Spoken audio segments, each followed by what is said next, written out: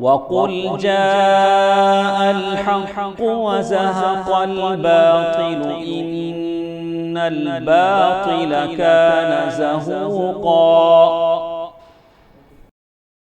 إن الحمد لله نحمده ونستعينه ونستغفره ونعوذ بالله من شرور أنفسنا ومن سيئات أعمالنا من يهده الله فلا مضل له ومن يضلل فلا هادي له وأشهد أن لا إله إلا الله وحده لا شريك له وأشهد أن محمدا عبده ورسوله. يا أيها الذين آمنوا اتقوا الله حق تقاته ولا تموتن إلا وأنتم مسلمون. يا أيها الناس اتقوا ربكم الذي خلقكم من نفس واحدة خلق منها زوجها وبث منهما رجالا كثيرا ونساء واتقوا الله الذي تساءلون به والأرحام إن الله كان عليكم رقيبا. يا أيها الذين آمنوا اتقوا الله وقولوا قولا سديدا يصلح لكم أعمالكم ويغفر لكم ذنوبكم ومن يطع الله ورسوله فقد فاز فوزا عظيما. أما بعد فإن خير الحديث كتاب الله وخير الهدي هدي محمد صلى الله عليه وسلم وشر الأمور محدثاتها وكل محدثة بدعة وكل بدعة ضلالة وفي رواية وكل ضلالة في النار. فأعوذ بالله السميع العليم من الشيطان الرجيم. وما أصابتكم من مصيبة فبما كسبت أيديكم ويعفو عن كثير. وقال عليه الصلاة والسلام ما تواد اثنان ففرق بينهما إلا بذنب يحدثه أحدهما. رواه أحمد. صدق الله ورسوله صلى الله عليه وسلم. تمام قسم کی بڑائیاں، تعریفیں، تمجید و توصیف، تحلیل و تسبیح اللہ رب العالمین کے لیے ہے جو مالک حقیقی، خالق حقیقی، مدبر حقیقی ہے. اور لاکھوں کروڑوں درود و سلام ہو محمد رسول اللہ صلی اللہ علیہ وسلم پر، جنہیں اللہ تعالیٰ نے سارے کائنات کے لیے رحمت بنا کر مبعوث کیا. اللہ رب العزت کی بارگاہ میں دعا ہے کہ اللہ سبحانہ و تعالی جس طرح ہمیں اس مبارک مجلس میں جمع کیا ہے اسی طرح ہمیں جنت الفردوس میں جمع کریں. آمین یا رب العالمین. اللہ سبحانہ و تعالی کی نظر میں سب سے مبغوض اور ناپسندیدہ عمل جیسا کہ ہم جانتے ہیں وہ ہے شرک. وَمَن يُشْرِكْ بِاللَّهِ فَقَدْ حَرَّمَ اللَّهُ عَلَيْهِ الْجَنَّةَ وَمَأْوَاهُ النَّارُ. جس کسی نے بھی اللہ کے ساتھ شرک کیا اللہ سبحانہ و تعالی اس پر جنت کو ابدی حرام قرار دیتا ہے. شرک کرنے والا آدمی جنت میں جا نہیں سکتا، اور جس کے پاس شرک کے آثار ہیں وہ آثار کے ساتھ کوئی جنت جا نہیں سکتا.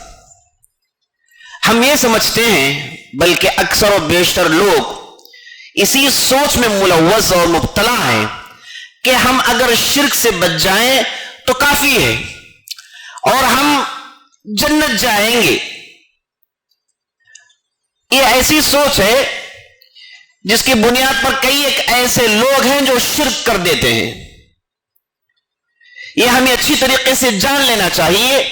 یہ اہل السنہ والجماعہ کا عقیدہ ہے کہ جس کسی کے دل میں صحیح ایمان رائے کے دانے کے برابر اگر ہو تو وہ ایک نہ ایک دن جنت جائے گا. لیکن یہ کہیں پر بھی تاکید کے ساتھ بتائی نہیں گئی یہ بات کہ یہ پہلی بار سیدھے سیدھے جنت میں چلے جائے گا. آدمی جنت میں سیدھے پہلی مرتبہ اس وقت جاتا ہے جب وہ شرک اور شرک سے جڑی ہوئی باتیں، شرک کے آثار جو اس کے اندر پائے جاتے ہیں، ان سے اگر وہ محفوظ ہو تو وہ سیدھے جنت جائے گا۔ لیکن وہ تو شرک سے بچ گیا ہے، لیکن شرک کے آثار، شرک کی علامات، شرک کی تاثیرات اگر اس کے اندر ہو تو یاد رکھ لیجیے اللہ سبحانہ و تعالی ایسے بندے کو شرک کے آثار کے ساتھ جنت میں جانے نہیں دیتا، یا تو پھر اسے اللہ سبحانہ و تعالی معاف کرتا ہے اور اس کے دامن کو شرک کے آثار سے پاک کرتا ہے، پھر اسے جنت میں ڈال دیتا ہے۔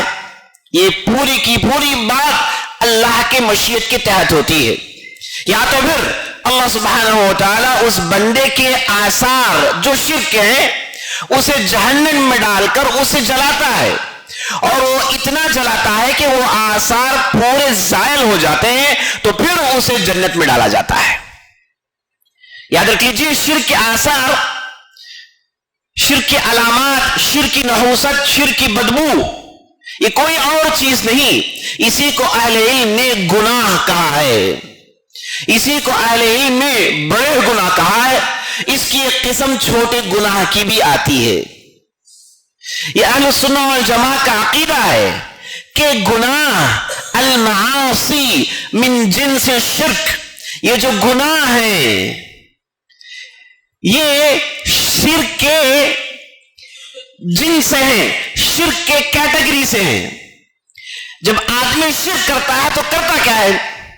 وہ اللہ سبحانہ و تعالیٰ کی عبادت میں کسی غیر اللہ کو بھی شامل کر لیتا ہے، تو اس فعل کو، اس کام کو شرک کہا گیا۔ جب آدمی گناہ کرتا ہے تو اس میں بھی یہی چیز آپ کو دیکھنے کو ملتی ہے کہ آدمی تھوڑی دیر کے لیے اپنی نفس کی پرستش میں ملوث ہو جاتا ہے، اپنی نفس کی خواہشات کے پیچھے چلتا ہے، اپنے احساسات، اپنے جذبات، اس کی تسکین کے لیے دوڑتا ہے، تو جب جا کے اس سے غلطیاں ہوتی ہیں۔ اگر کوئی ویپاری جھوٹ بولتا ہے تو اس لیے بولتا ہے تھوڑی دیر کے لیے یہ سوچ لیتا ہے کہ اگر میں سچ کہوں تو یہ گاہک مجھ سے چھوٹ جائے گا، یہ سمجھے گا کہ میرے پاس ریٹ زیادہ ہے، یا پھر میرا سامان اس کے اندر کچھ کمی ہے، یا پھر کوئی دوسری چیز، تو وہ تھوڑی دیر کے لیے چند لمحوں کے لیے کیوں نہ ہو، یہ سمجھتا ہے کہ یہاں پر میں جھوٹ بول کے میں اپنا کام بنوا سکتا ہوں، تو اس وقت وہ اپنی نفس کی پرستش کرتا ہے۔ اگر کوئی نوجوان اپنی آنکھوں کی حفاظت نہیں کر پاتا تو یاد رکھ لیجئے وہ چند لمحات، وہ چند منٹیں وہ اپنے نفس کو خدا بنا لیتا ہے۔ یہی تو شرک ہے، یہی تو شرک ہے۔ ہاں، اس میں اور شرک میں فرق یہ ہے کہ شرک کرنے والا آدمی دائمی غیر اللہ کی عبادت کرتے رہتا ہے، وہ کسی جذبات کے تحت، کسی خواہشات کے تحت، یا پھر خواہشات کی زور کے اندر پھنس کر نہیں کرتا، بلکہ پورے سوچ و سمجھ کے ساتھ، ہوش و حواس کے ساتھ غیر اللہ کے سامنے سجدہ یا پھر غیر اللہ کو اللہ کی عبادت میں شریک کرتا ہے۔ لیکن یہ جو گنہگار ہے یہ غیر اللہ کی عبادت تو نہیں کرتا، لیکن خواہشات کے جذبات میں آ کر تھوڑی دیر کے لیے وہ اللہ کو بھلا دیتا ہے، وہ اپنے نفس کی تسکین اور اپنے نفس کی خواہشات کو پوری کرنے کے لیے کچھ کہہ دیتا ہے، کچھ کر دیتا ہے اور کچھ کروا دیتا ہے، اسی کو گناہ کہتے ہیں۔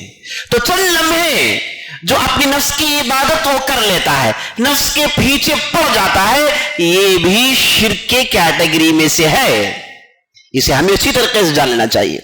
جو لوگ یہ کہتے ہیں کہ ہم شرک تو نہیں کرتے، الحمدللہ ہم توحید کے پابند ہیں، اس لیے کوئی معاملہ نہیں کہ اگر ہم نے غلطی کر بھی لی، گناہ کر بھی لیا، تو کیا ضروری ہے کہ اللہ ہمیں معاف نہیں کرے گا؟ اللہ تو ہمیں معاف کرے گا، ہم تو شرک نہیں کرتے۔ اور یہ کہہ کے ہم دیکھتے ہیں کہ وہ ہر قسم کی غلطیوں میں پڑا ہوا ہے۔ بلکہ ایک سروے تو یہ ہے کہ اللہ حفاظت فرمائے، جن کے پاس زیادہ دین ہوتا ہے ان کے یہاں زیادہ گناہ پائے جاتے ہیں؟ اس کی بنیادی وجہ یہ ہے کہ وہ آدمی یہ سوچتا ہے کہ میرے پاس دین ہے، اللہ مجھے معاف کر دے گا، تو یہ غلطی کرنے میں کیا ہے؟ کسی کو ٹھکا کے کوئی چیز بیچ دے، کیا غلطی ہے؟ میں تو توحید میں ہوں، اللہ مجھے معاف کرے گا۔ کوئی غلطی ایسی ویسی غلطی، نعوذ باللہ، زنا جیسی غلطی، نعوذ باللہ، یا پھر نشیوار چیزوں کا استعمال، نعوذ باللہ، ان چیزوں کو کر لیں، ٹھیک ہے غلطی ہے، اللہ معاف کر دے گا، میں تو توحید میں ہوں۔ سروے بتاتا ہے کہ یہ سوچ رکھنے والے زیادہ غلطی کرتے ہیں، نعوذ باللہ۔ ہاں ان کے اندر توبے کا جذبہ ہوتا ہے، لیکن زیادہ ان سے غلطیاں ہوتی رہتی ہیں۔ تو جان لینا چاہیے کہ یہ جو گناہ ہیں، جن میں بعض بڑے ہیں، جن میں بعض چھوٹے ہیں، اللہ سبحانہ و تعالی ان چیزوں کو پسند نہیں کرتا۔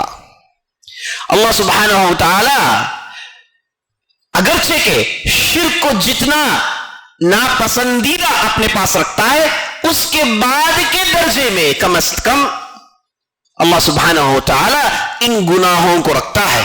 اسی لیے ہم دیکھتے ہیں اللہ نے جہاں بعض قوموں کو شرک کی بنیاد پر ختم کیا، وہاں پر بعض قوموں کو اللہ نے گناہوں کی وجہ سے برباد کر دیا۔ یہ آپ کے سامنے شعیب علیہ السلام کی قوم کا ذکر ہے۔ شعیب علیہ السلام کی قوم کے ذکر میں کہیں پر بھی قرآن میں یہ نہیں کہا گیا کہ لوگ شرک کرتے تھے، بلکہ اللہ نے شعیب علیہ السلام کی قوم کی جو گفتگو قرآن کے اندر اللہ نے بیان کی ہے، اس گفتگو کو آپ پڑھیے سورہ ہود کے اندر، دوسری سورتوں میں آپ دیکھیں گے کہ اللہ کے رسول شعیب علیہ السلام نے اپنی قوم سے جو دعوت پیش کیا ہے وہ یہ ہے کہ تم ناک توڑ میں ڈنڈی مت مارو۔ تمہارا شہر ایک زبردست بازار کے علاقے میں، مدین کے علاقے میں رہتے ہو، سارا عرب یہیں سے مال خریدتا ہے، تو تمہارے پاس جو بھی گاہک آتے ہیں تم لوگ ناپ تول میں ڈنڈی مارتے ہو، دھوکہ دیتے ہو، اور دیتے ہو تو ناپ میں کمی کر کے دیتے ہو، اور لیتے ہو تو ناپ بڑھ چڑھا کر لیتے ہو۔ تو اللہ نے ان کی جو غلطی کو ہائی لائٹ کیا ہے وہ شرک نہیں ہے ایسی ساتھیوں، وہ ان کی گناہ ہے، اور اللہ نے ان کی گناہوں کی وجہ سے ان کی بستیوں کو اجاڑ دیا ہے۔ اور ہم لوط علیہ السلام کے تعلق سے بھی پڑھتے ہیں، لوط علیہ السلام کی قوم اگرچہ کہ شرک تھا ان میں، لیکن جن نقطوں کو ہائی لائٹ کیا جاتا ہے، جن چیزوں پر زور دیا جاتا ہے، جب بھی لوط علیہ السلام کے قصے کا ذکر ہوتا ہے تو وہ ان کا وہ بدترین عمل جس پر زور ہوا ہے، اتأتون الذکران من العالمین، کیسے لوگ ہو تم مردوں کے ساتھ وہ خواہشات پوری کرنا چاہتے ہو جو لوگ عورتوں کے ساتھ کرنا چاہتے ہیں، تم کیسے لوگ ہو، تمہارے اندر آخر دل ہے کہ نہیں ہے؟ الیس منکم رجل رشید، تم میں سے کوئی آدمی اچھا آدمی ہے کہ نہیں ہے؟ قرآن یہ کہتا ہے۔ تو اللہ نے لوط علیہ السلام کو برباد کر دیا، یہ ایک چیخ تھی، سب کے سب موت کے گھاٹ اتار دیے گئے، اور ان کی بستیوں کو اتنا اوپر چڑھایا گیا کہ یہاں تک کہ ملائکہ نے ان کی کتوں کی بھونک کو سنا، اور اس کے بعد زمین میں دے مارا گیا اور پورے کے پورے ختم۔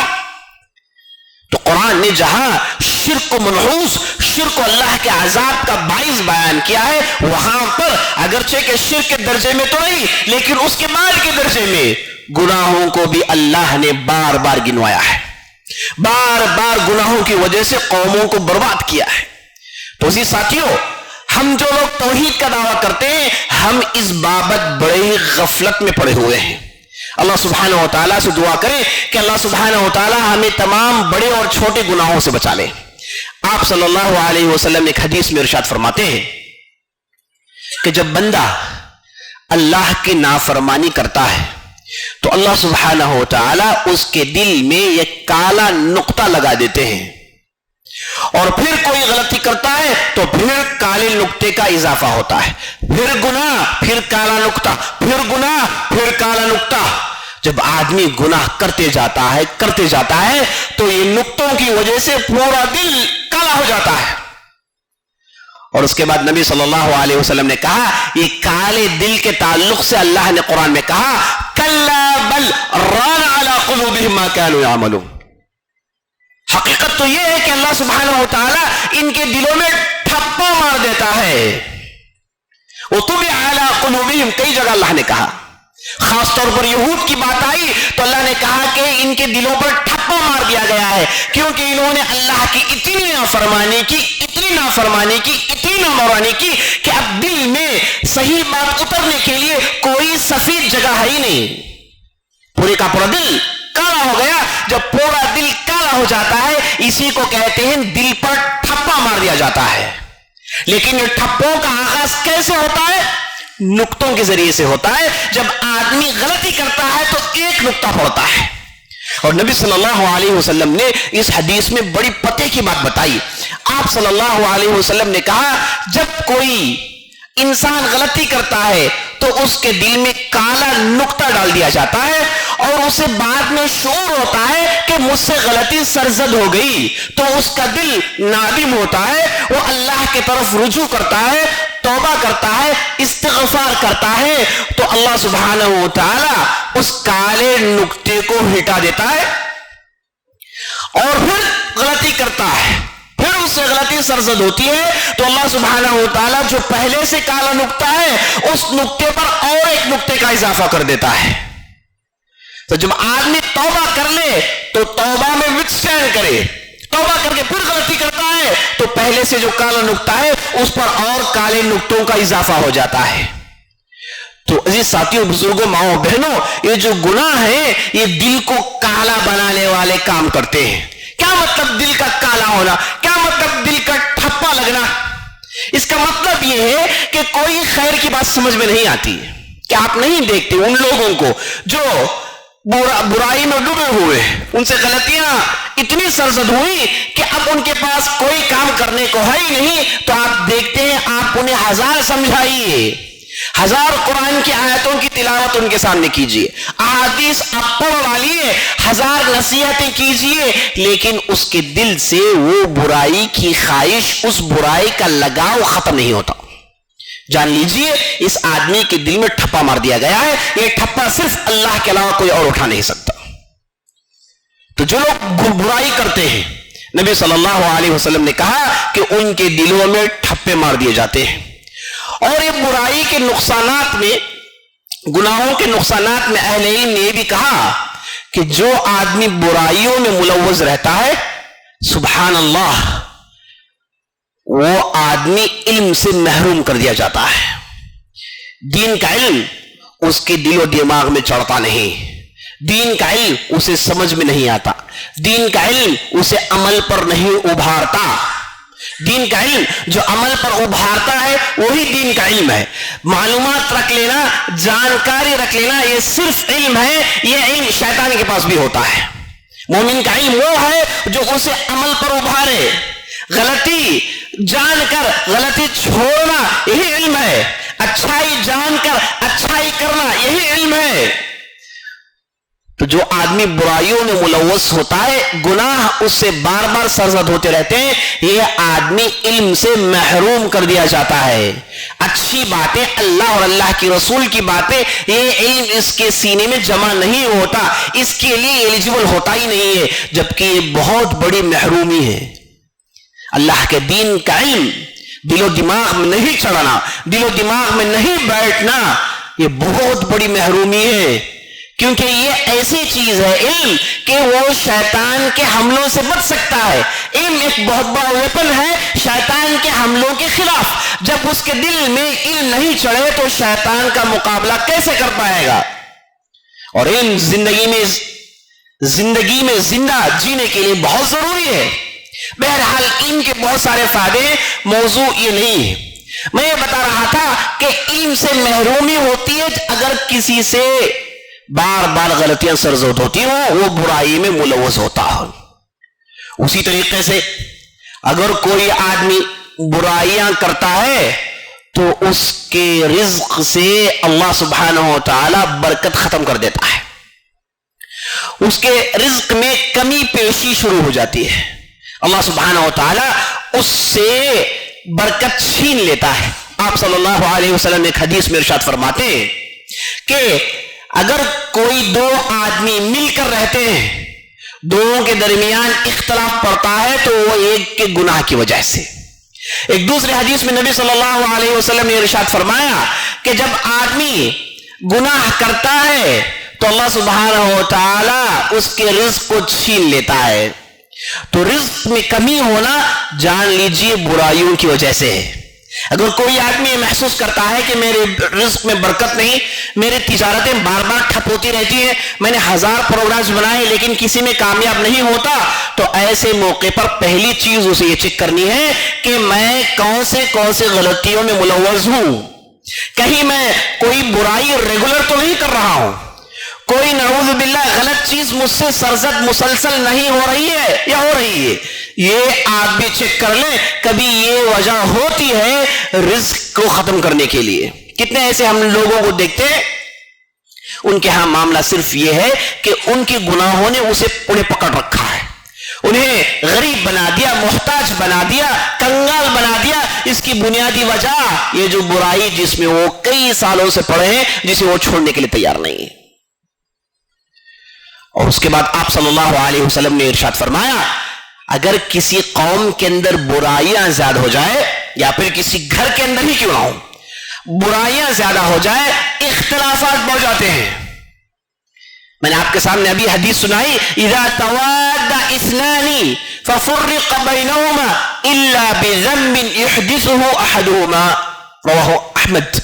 نبی صلی اللہ علیہ وسلم کہتے ہیں اگر کوئی دو آدمی ملے ہوئے ہیں, اچانک دونوں میں کوئی تفرقہ پڑ گیا, ایک دوسرے کو انہوں نے چھوڑ دیا, جھگڑا ہو گیا, تو نبی صلی اللہ علیہ وسلم کہتے ہیں یہ اس وجہ سے ہوا کہ دونوں میں کسی نے گناہ کیا.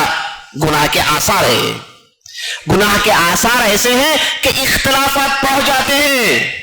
اور آپ صلی اللہ علیہ وسلم نے ایک حدیث میں ارشاد فرمایا, اقیموا صفوفکم, کہا ہے لوگوں اپنے صفوں کو سیدھے بناؤ, مل مل کر کھڑے رہو. اگر تم یہ نہیں کرو گے تو کیا رزلٹ نکلائے گا, یعنی تم نافرمانی کرو گے, گناہ کرو گے تو کیا رزلٹ نکلائے گا, یہ رزلٹ نکلائے گا کہ تمہارے دلوں میں آپس میں عداوت اور بغض, مخالفت تمہارے دلوں میں بھر جائے گا.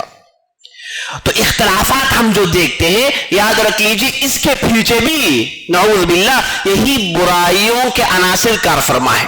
یہی برائیاں ہیں جن کی وجہ سے اختلافات کی ایک کثرت ہم دیکھتے ہیں. اور ہم تاریخ میں دیکھتے آ رہے ہیں کہ جب جب یہ اختلافات پڑے, اس سے پہلے آپ دیکھیے عیاشی فحاشی کا وہ سما, عیاشی فحاشی کا وہ ماحول, اس کے بعد اختلافات پڑتے ہیں, اس کے بعد آپس میں جھگڑے بڑھتے ہیں. تو آج ہمارے معاشرے میں جتنے اختلافات ہیں, یاد رکھ لیجئے اس سے زیادہ گناہ ہے. یہ اختلافات یہی گناہ کے ریزلٹس ہیں جسے ہم دیکھ رہے ہیں. اگر توبہ کر لیں, استغفار کر لیں, یہ چیزیں ختم ہو جاتی ہیں. اور اختلافات, آپس میں تفرقہ, آپس میں مختلف جھگڑے, یہ جہاں گناہوں کی وجہ سے زیادہ ہوتے ہیں, وہاں گناہوں کی وجہ سے یہ کنٹینیو ہوتے رہتے ہیں, یہ ختم نہیں ہوتے جب تک کہ گناہوں سے توبہ نہ کر لے. اختلافات سے بچنے کا طریقہ یہ ہے کہ اپنے گناہوں سے توبہ کر لیں تو اختلافات سے باہر آ جائیں. یاد رکھ لیجیے آپ, اختلافات اور افتراقات میں فرق ہے. اختلافات جو کسی علمی مسئلے میں کسی علم کی بنیاد پر اختلاف ہو, یہ الگ معاملہ ہے. ہم گفتگو کر رہے ہیں افتراقات, آپس میں دراڑیں, آپس میں تفرقے, اس کے پیچھے آپ دیکھتے ہیں کہ یہ گناہ ہے جس کی وجہ سے یہ چیزیں ہوتی ہیں. اسی طریقے سے ہم دیکھتے ہیں ان برائیوں سے کیسے کیسے چیزیں سرزد ہوتی ہیں. اللہ سبحانہ و تعالیٰ نے قرآن میں جہاں بجا ارشاد فرمایا کہ وَكُلًّا أَخَذْنَا بِذَنبِهِ, اللہ کہتا ہے کہ ہم نے ہر قوم کو, ہر فرد کو ان کی غلطیوں کی وجہ سے پکڑا ہے, ان کے گناہوں کی وجہ سے پکڑا ہے, ان کی برائیوں کی وجہ سے ہم نے پکڑا ہے. فَمِنْهُمْ مَنْ أَرْسَلْنَا عَلَيْهِمْ حَاصِبًا, بعض لوگوں کو ان کی گناہوں کی وجہ سے ہم نے آسمان سے پٹکار بھیجا. وَمِنْهُمْ مَنْ أَخَذَتْهُ الصَّيْحَةُ, ان میں سے بعض ایسے ہیں جن پر اللہ نے چیخ بھیجی جس کی وجہ سے برباد کر دیے گئے. وَمِنْهُمْ مَنْ أَغْرَقْنَا, ان میں سے بعض ایسے ہیں جنہیں ہم نے ڈبو دیا. وَمِنْهُمْ مَنْ خَسَفْنَا بِهِ الْأَرْضِ, ان میں سے بعض ایسے ہیں جنہیں ہم نے زمین میں دھسا دیا. اس کے بعد اللہ نے کہا وما كان الله ليظلمهم ولكن كانوا انفسهم يظلمون. بڑے پتے کی بات اللہ نے کہی. اللہ نے کہا کہ یہ اللہ سبحانہ و تعالیٰ ان کے ساتھ کوئی ظلم نہیں کیا، یعنی کسی کو آسمان سے پھٹکارنا، کسی کو زمین میں دھسانا، کسی کو ڈبونا، کسی کو چیخ کے ذریعے سے برباد کرنا، جو بھی اللہ کے ہاں سے عذاب کے مختلف ویرائٹیز ہیں یہ سب ہوتے ہیں کیا؟ یہ اس لیے نہیں کہ اللہ نے ان پر ظلم کیا، یہ اس لیے نہیں کہ اللہ نے ان پر ظلم کرنا چاہا، بلکہ یہ اس لیے وَلَكِنْ كَانُوا أَنفُسَهُمْ يَظْلِمُونَ، کیونکہ یہ سب کچھ ہو رہا ہے ان کے غلطیوں کی وجہ سے، ان کے برائیوں کی وجہ سے. اللہ نے قرآن میں ایک جگہ ارشاد فرمایا وَمَا أَصَابَكُم مِّن مُّصِيبَةٍ فَبِمَا كَسَبَتْ أَيْدِيهِمْ وَيَعْفُو عَن كَثِيرٍ.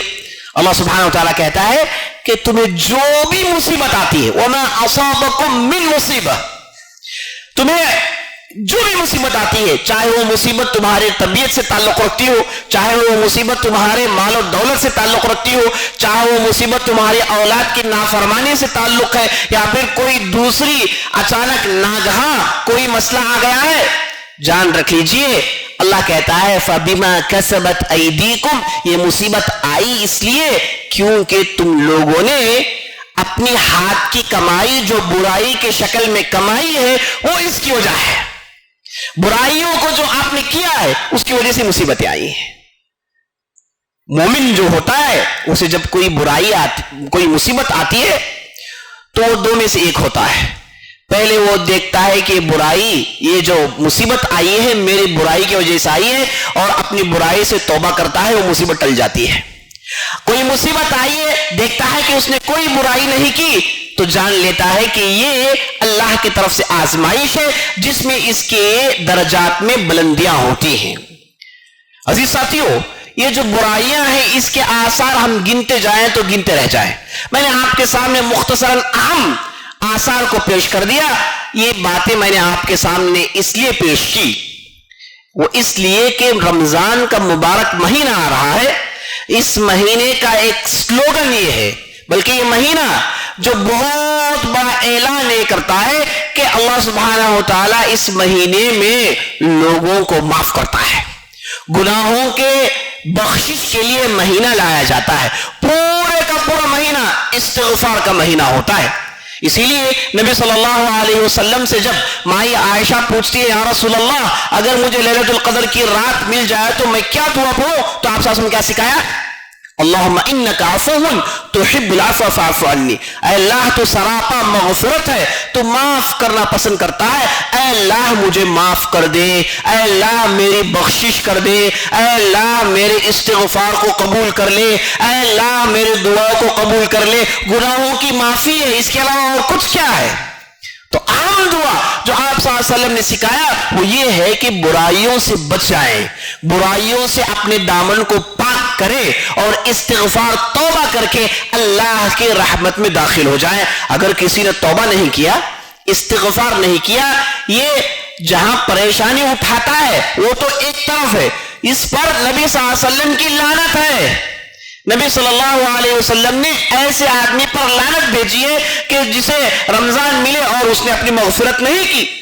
تو بہرحال عزیز ساتھیوں، ماں بہنوں، خواتین اسلام، رمضان کا مبارک مہینہ بالکل قریب آ رہا ہے، اور اس مہینے کے لیے سب سے بہتر تیاری یہ ہے کہ ہم اور آپ بیٹھیں اور اپنے نفس کا محاسبہ کریں، ہماری غلطیوں کی فہرست نکالیں، بیٹھ کر سوچیں کہ کیسی کیسی غلطیاں ہم سے ہو رہی ہیں، وہ کیا برائیاں ہیں جسے مجھے چھوڑنی ہے، اور اسے میں کیسے چھوڑوں گا، یہ گناہ میں کیسے اسے بچ سکتا ہوں. اس کی فہرست نکالیں اور آنے والے رمضان کے پورے مہینے میں اس پر پابندی سے عمل کریں، اس پر پابندی سے اپنے اوپر رکاوٹیں پیدا کریں اور اللہ سے دعا کریں کہ اللہ مجھے ان برائیوں سے بچانے کا طریقہ سکھا.